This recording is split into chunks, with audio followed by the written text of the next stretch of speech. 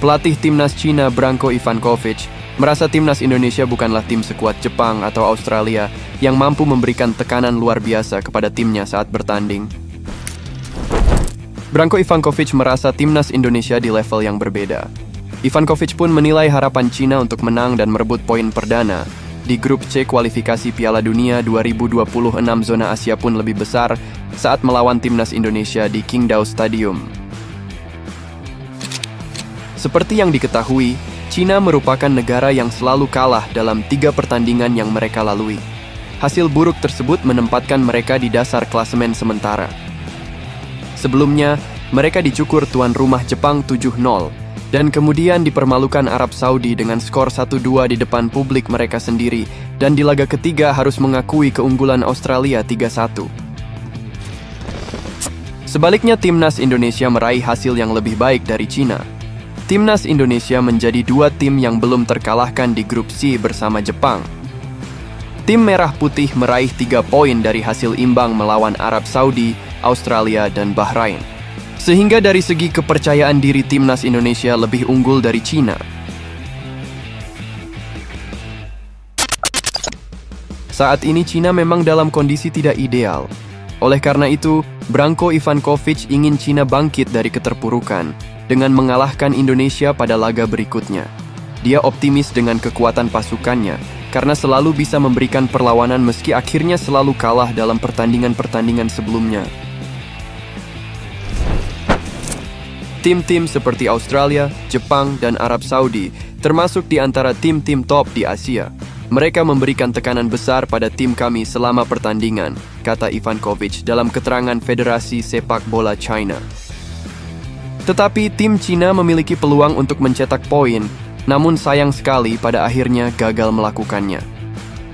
Kami yakin pada laga kandang berikutnya melawan Indonesia, tim harus berusaha semaksimal mungkin untuk mencapai target 4 besar grup dan lolos ke babak selanjutnya, sambung Branko Ivankovic.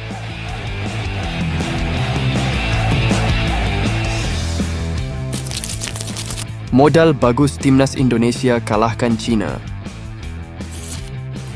Setelah pertandingan timnas Indonesia versus Bahrain selesai dilakukan, timnas Indonesia langsung berangkat ke Qingdao menggunakan pesawat charteran untuk melakukan persiapan menghadapi Cina pada tanggal 15 Oktober mendatang. Setibanya di Qingdao, timnas Indonesia langsung melakukan latihan perdana untuk pemulihan. Terlihat para pemain kembali antusias serta fokus mempersiapkan diri. Pelatih kepala Shin Tae-yong pun membagi sesi latihan pagi itu menjadi 2 kelompok. Karena perjalanan lama, hampir 10 jam. Jadi hari ini latihan dibagi menjadi 2 grup.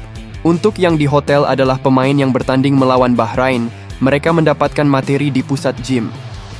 Sedangkan pemain yang tidak bermain kemarin berlatih normal di lapangan, ujar Shin Tae-yong seusai memimpin sesi latihan.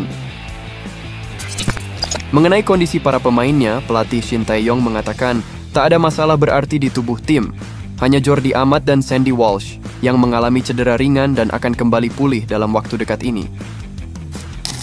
Selain Jordi Amat dan Sandy Walsh yang mengalami cedera ringan, semuanya baik-baik saja. Kita hanya perlu beradaptasi dengan waktu dan cuaca, karena cuacanya berbeda dengan yang sebelumnya, ungkap Shin Tae-yong.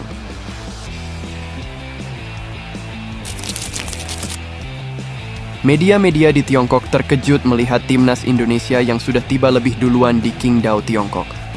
Tim tuan rumah baru tiba sehari setelahnya. Skuad Garuda tiba di Cina pada Jumat 11 Oktober 2024 petang. Sementara timnas Cina baru tiba di Qingdao pada Sabtu 12 Oktober 2024 pagi.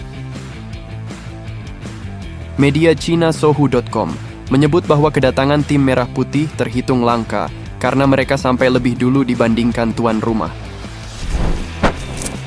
Yang mengejutkan, sebagai tim tamu, tim Indonesia tiba di Qingdao setengah hari lebih awal dari tim nasional Tiongkok, hal yang sangat jarang terjadi dalam persiapan kompetisi internasional, bunyi rilis Sohu.com.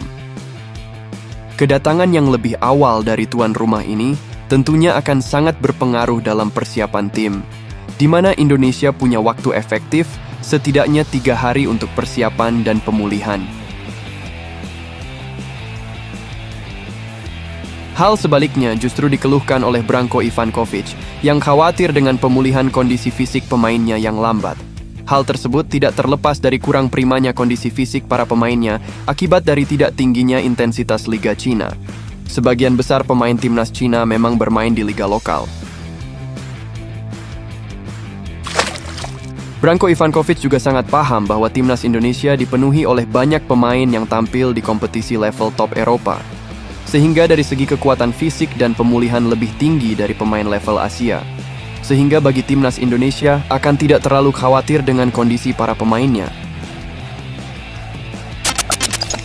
Mereka punya banyak pemain naturalisasi yang sebagian besar bermain di Belanda dan Belgia.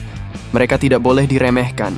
Kami harus mempersiapkan diri sepenuhnya dan menunjukkan ketangguhan dan agresivitas kami untuk menyelesaikan tugas pertandingan berikutnya, ungkap Branko Ivankovic.